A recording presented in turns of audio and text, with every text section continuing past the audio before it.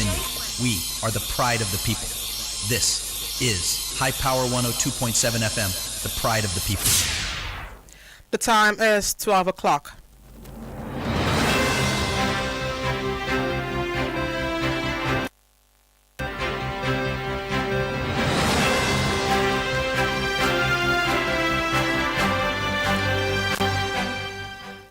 Good afternoon. Here is iPower 102.7 FM Media News.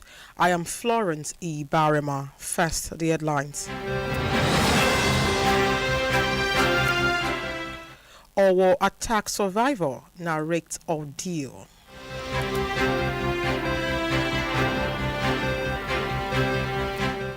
Oyo government refutes demolition allegation.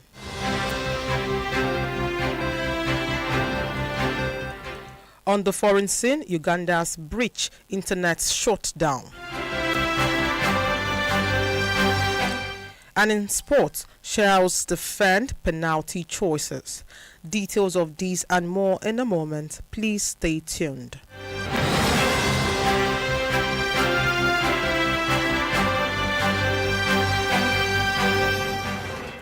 Welcome back. Now the news and details starting from the home front.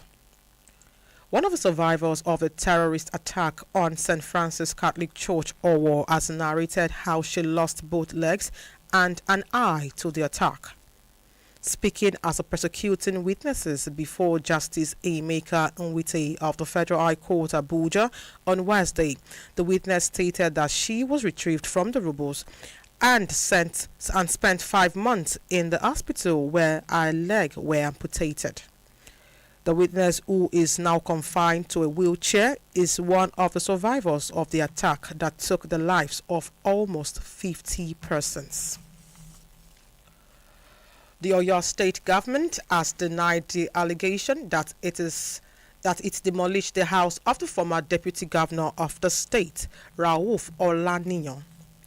The State Commissioner for Land, Housing and Unbound Development, Williams Akinfunmilayo, while conducting an on-site fact-finding mission, stated that, contrary to what was being circulated on the social media, the property belonging to the former deputy governor in Iwo Road is an empty plot of land. He, however, explained that the confusion came from the removal of an illegal erected fence blocking an approved road and preventing other property owners from accessing their properties. The Institute of Chartered Accountants of Nigeria, ICAN, has warned that despite the economic stability enjoyed by Nigeria in the last few months, there is need for caution and accountability. This call formed a part of the opening remark of the president of the institution, Aruno Yahya, at the 60th anniversary celebration of the Apex professional body for accountants in Nigeria. He explained that despite the over 4% rise in gross domestic product (GDP) in 2025, there is still a need for caution and accountability. This media news is coming to you from iPower 102.7 FM in Mure Ile Owo. Still to come on the foreign scene, Uganda breached internet shutdown. And in sport, Shells defend penalty choices.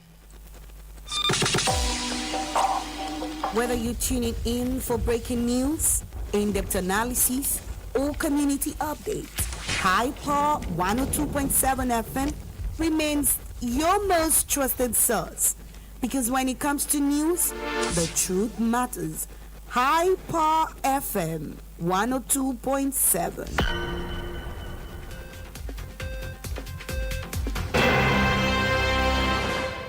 Welcome back now to the foreign scene. As Ugandans go to the polls today to elect a country, report says that many young persons are finding ways to bypass the internet blockage imposed on the country by the Yoweri Museveni-led government. Museveni, who is seeking re-election as president of the country, has been president since 29th January 1986, making him one of the longest-serving head of a country in the world. His main rival, Robert Yakuyalayi, popularly known as Bob Wine, has accused Museveni of ordering the brutal murder and incarceration of opposition members. Still on the foreign scene, search engine giant Google has been accused of undermining parental control over the use of internet by their children. The child rights advocacy organization Digital Childhood Institute accused the tech giant of grading access to 13-year-old children, access to disable parental restriction on their account without parent knowledge. President of the group, Melissa McKay, backed up a claim with screenshots sent to a child by the firm.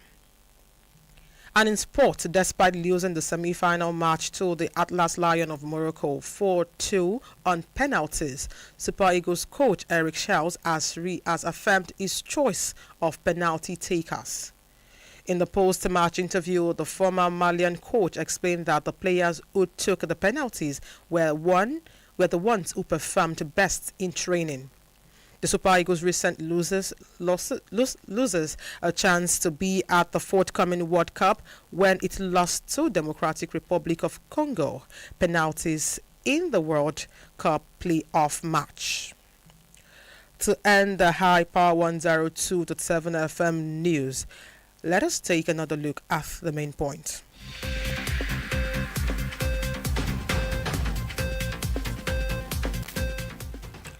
We told you in the course of the bulletin that one of the survivors of the terror attack on St. Francis Catholic Church, Owo, has narrated how she lost both legs and an eye to the attack.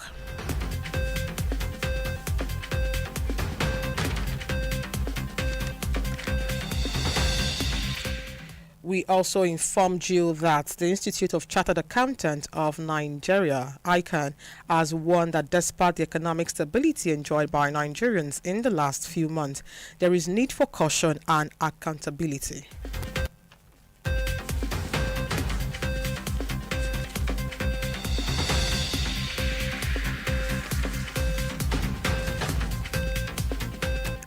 On the foreign scene, as Ugandans go to the poll today to elect their president of the country, report says that many young persons are finding ways to bypass the internet blockage imposed on the country by the Yoweri Museveni-led government.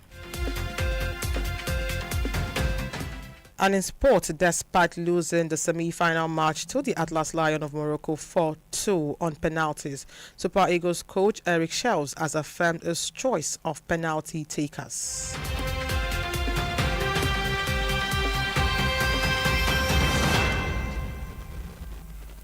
Before we end the news, here is our editorial opinion written by Alaba Adeyemi.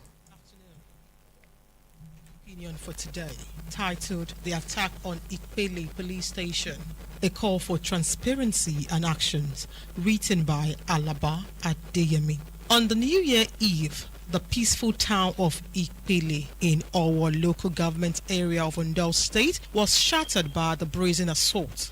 Between 20 and 30 armed men stormed the community, firing shot and detonating explosive at the divisional police station. The attackers set the building ablaze, destroying vehicles and exhibits. Fortunately, no lives were lost. Residents, many attending crossover services, fled in panic as gunfire echoed through the night. This was no random act of vandalism. It was a calculated strike against law and order. The timing, one on a night dedicated to prayers and hopes for the new year, adds a particular sinister dimension. Since the incident, police authorities and political leaders have visited the town, offering condolences and promises. Yet, weeks later, the public remains in the dark about the key details. No arrests have been announced by the Ondo State Police Command.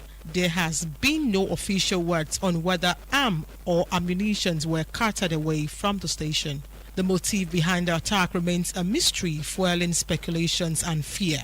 Rumor on rife, some claims the assailants were marijuana cultivators protecting recent arrests. Others, including local youths, have pointed fingers at possible complicits involving the community traditional rulers. Such allegations, whether found or not, threatens to divide the community and breed further chaos. In the absence of clear information, rumors thrive like weed in an unintended garden. Transparency is not luxury. It is essential for restoring public confidence. The Nigerian police force, particularly the Ondo State Command, must provide urgent update. The public deserves to know the extent of any weapon lost and the progress of investigations. Details on apprehension, if any, and the suspected intent of the attackers should be shared promptly. Silence from authorities only amplify anxiety and erodes trust in the law enforcement. Meanwhile, the Ondo State government has responded by ordering intensified patrols. Governor Lucky Ayedatiwa has met security chiefs and directed greater vigilance across communities and forests. This is welcome, but more must be done to address undying vulnerabilities. The incident highlights how grossly under-policed many rural areas remained. Collaborations with traditional structures could be bloated local security networks. Community leaders, including traditional rulers, have a role in fostering peace and intelligence sharing. Residents too must remain vigilant and report suspicious activities without delay. Ondo North Senatorial District in particular requires enhanced security measures. The attack serves as a stark reminder that insecurity knows no festive season. Nigerian southwest region has largely been spared in the worst of banditry since seen elsewhere, but the complacency would be a grave mistake. The Ipele incident underscored the need for proactive policing and community engagement. Authority must act swiftly to apprehend the perpetrators and prevent reoccurrences. Failure to do so risks embodying criminals and undermining public safety. In this uncertain time, unity and open communications are our strongest defense. The people of Ipele and indeed all Ondo residents deserve reassurance through actions and truth. Let this unfortunate event catalyst stronger security for all. As written by Alaba Adeyemi. I am Florence Ibahreman. Good afternoon.